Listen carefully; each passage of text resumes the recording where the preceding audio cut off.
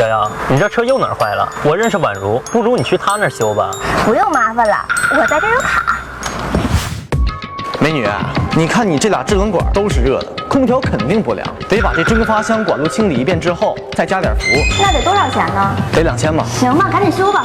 等等，瑶瑶，你这种情况大多是因为灰尘、柳絮等杂物粘在冷凝器上导致的，用水枪冲冲就行。它明显是在坑你多花钱。你们怎么能这样啊？有问题找经理去。哎，我要退卡。美女，不要开玩笑了，你这是充1万送1万活动时候办的卡，一经办卡概不退款。